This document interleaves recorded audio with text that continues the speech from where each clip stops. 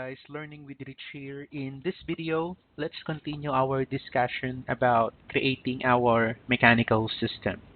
Okay, so last video we have learned how to prepare our plan for placing spaces.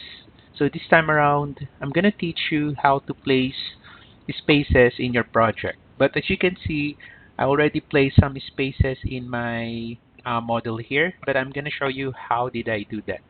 So spaces allow you to calculate the volume of the areas in the building.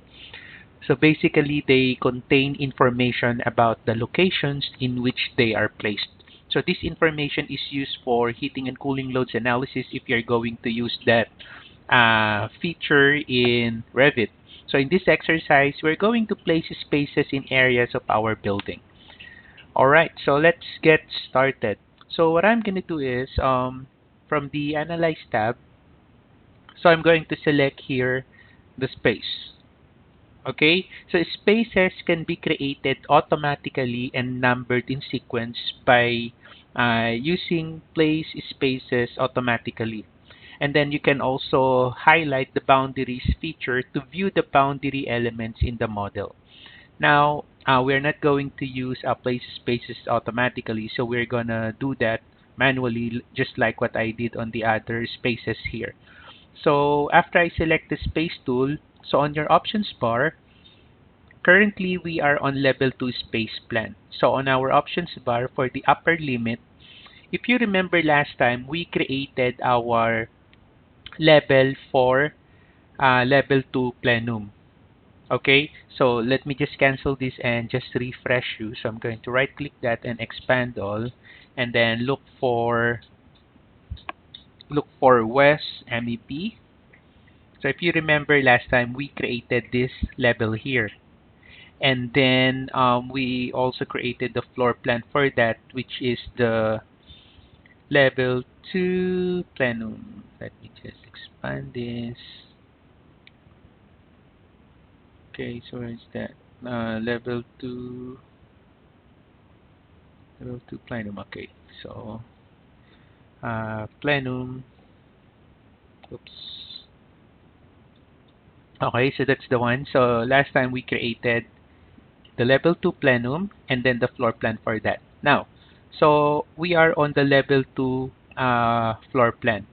So level 2 space plan, so that's our view. So we are going to create the space. So the space that we are going to create will gonna be from level 2 up to the level 2 plenum. So that's why if you select the space, okay, so make sure the upper limit here is correct. So we are going to select level 2 plenum, and we are not going to specify the offset distance, so let us just leave that to 0. And then we're going to use a horizontal labeling for our space. And then I'm not gonna put the leader line, and then we're going to create a new space here. Now for the type here, let's use the space tag with volume. That's it. So you just need to specify the upper limit, the offset, and then the other options here. And then on the tool here, so make sure tag on placement is toggled on so that when we place the space, automatically it will place the tag on that. Okay? And then after that, just place now your space. Just click that, and that's it. So you just created your space, and then select modify here to cancel or to terminate. Now the next thing that we're going to do is we're going to rename this. So it's either you click the tag here, click that, and then change the name, or click the space, which is this one. You click that space, and then you can see the properties of that space, and then you can change here the identity data of that. So as you can see on the architectural model, so we already have this name here, room 219, and then library. So we just need to follow that. So we need to follow the architectural model, so we can also change from here. So library, and then just make this 219, and then apply, and then it's now updated. Okay, so that's it. So it's not that difficult to create your space. Now the next part is we are going to place our spaces or space on our plenum. So that's why I'm going to open the plenum space that we have created last time. Where are you again? Level 2 plenum. So open that one. Okay, and then what I'm going to do is I'm going to close the other views. And then I'm going to open this section. Okay. So as you can see, after we open the level 2 plenum, so it's on the same location, or it's on the same view. So we're going to place the space here on our plenum. So let me open that section. Let's double click that head to open the section. So this is what we are talking about. So we're going to place our space here from level 2 plenum to level 3. Okay, so I'm going to select tile views, or just type WT to see the view side by side. Okay, and then let us now place the space. So the procedure is the same. So I'm going to select the space from the Analyze tab, and then for the upper limit, so we are on level 2 plenum, so we're going to change that to level 3. Okay, if you remember here, so we're going to place that from level 2 to level 3, and then the upper limit is level 3, then the offset is 0. So we're not going to add additional distance on the upper limit. So it's just from level 2 to level 3, level 2 plenum to level 3. So now that you have set that, again, same settings, tag on placement, new space, horizontal tag, okay, and then let us now place here. And there you go. And notice that the space is created in our section view at the same time, demonstrating the parametric functionality of the software. Okay, so I'm going to select modify, and then using the same method that we have learned previously, we're going to change the space name to plenum. So I'm going to select the space again. So let's click the space, and then where's that one? Okay, so we changed the name here, so let's just call that plenum, and then I'm just gonna change this number to 219p as in plenum. And then since this is plenum, so let's check out our space property. Move up. Okay, that's it. So there's now our space. Okay, and then select the space, and then let's look for energy analysis here. So we just need to uncheck the occupiable here because it's not occupiable, but we're going to check the plenum.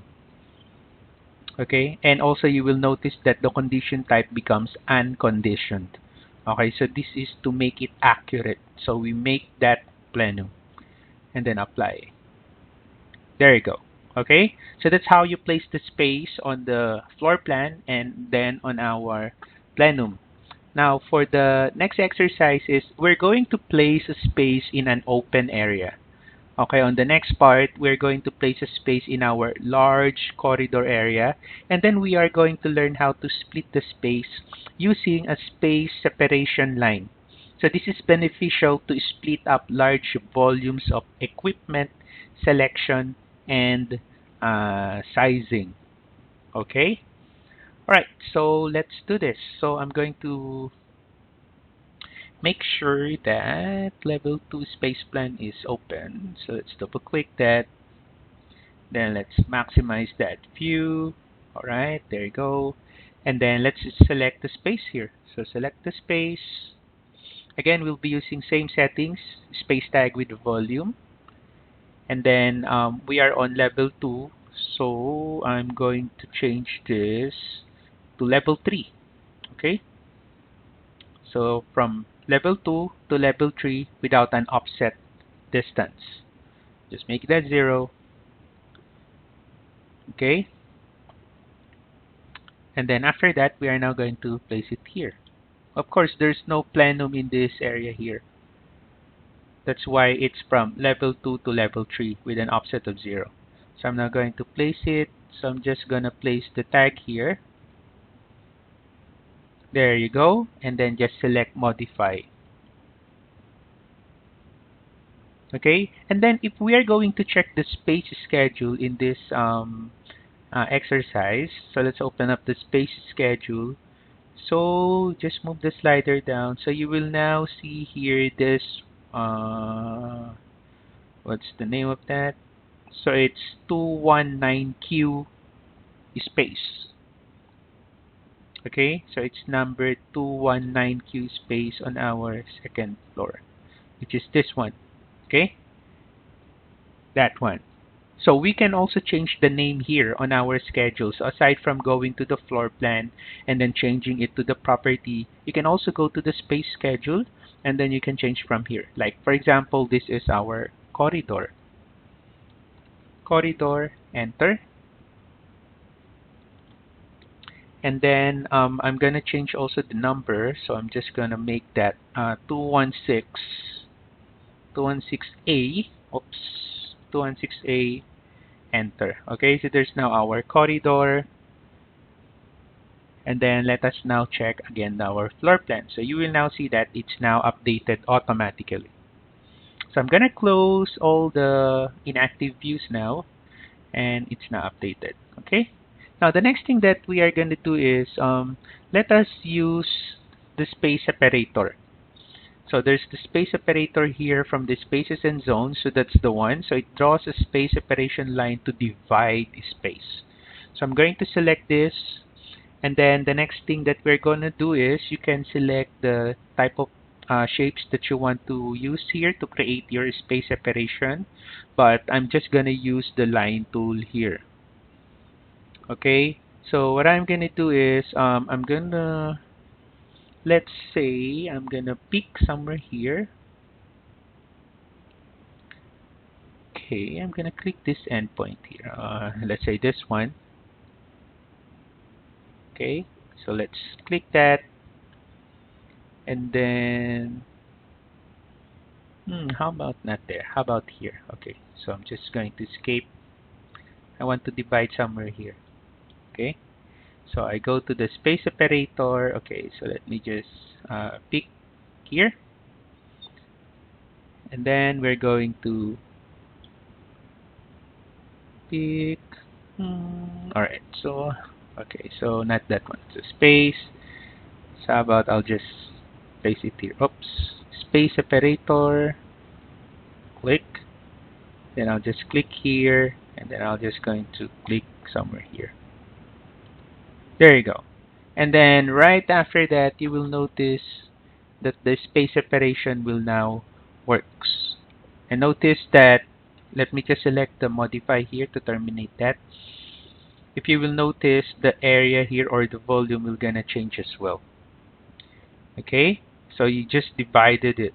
Okay, so you can create your boundary for your space using the space separator. Now we are going to create a corridor 216B. Okay, so you know the drill. Just select the space and then change this to level 3, and then the offset is 0. Make sure space tag with volume is selected, and now we can now place another space here. There you go. So let's pick, and then just select modify to terminate it. Again, let's change this. This is our corridor. Enter, and then this is our 216B. It's automatically numbered correctly, so it follows the number that we did here. Okay, so basically that's how you create your spaces on the floor plan. Okay, on our next video, we are going to learn how to place a multi-level space. Because in this exercise, we only learned it by level, right?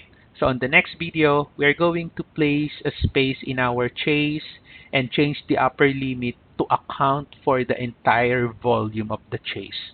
So that's will gonna be the next video that we are going to learn. Okay, so once again, thank you for watching. Have a nice day.